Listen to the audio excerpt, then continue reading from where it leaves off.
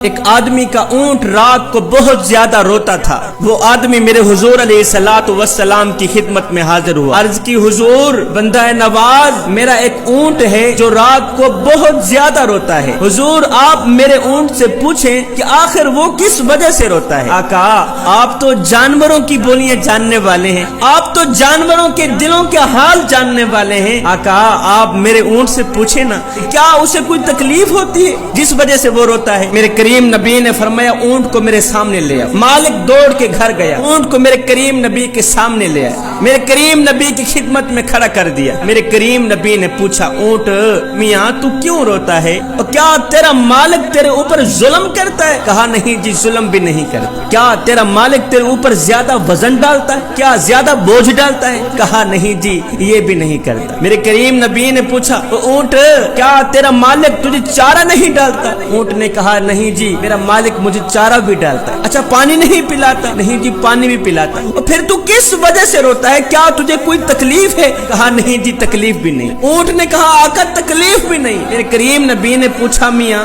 آخر تو کس وجہ سے روتا ہے، وجہ تو بتا۔ اب اس اونٹ نے جو وجہ بیان کی، جوانو دل کے کانوں سے سنیے گا، اس اونٹ نے کہا آقا میرا مالک رات کو عشاء کی نماز پڑھے بغیر سو جاتا ہے۔ میرا یہ جو مالک ہے نا رات کو عشاء کی نماز پڑھے بغیر سو جاتا ہے، اور جب میں اپنے مالک کے بستر کے نیچے جہنم کی آگ کو اپنی آنکھوں سے دیکھتا ہوں تو میری آنکھیں چھم چھم برسنے لگ جاتی ہیں۔ میرا مالک رات کو عشاء کی نماز پڑھے بغیر سو جاتا ہے، اور جب میں مالک کے بستر کے نیچے جہنم کی آگ کو جلتا دیکھتا ہوں تو میرا دل روتا ہے۔ جب دل روتا ہے تو میری آنکھیں بھی چھم چھم برسنے لگ جاتی ہیں۔ میرے کریم نبی نے اس بے نمازی مالک کی طرف دیکھا، دیکھ کر کہنے لگا او اللہ کے نیک بندے نماز پڑھا کر، اگر نماز نہیں پڑھے گا تو یاد رکھنا قیامت کے دن تجھے فرعون کے ساتھ اٹھایا جائے گا۔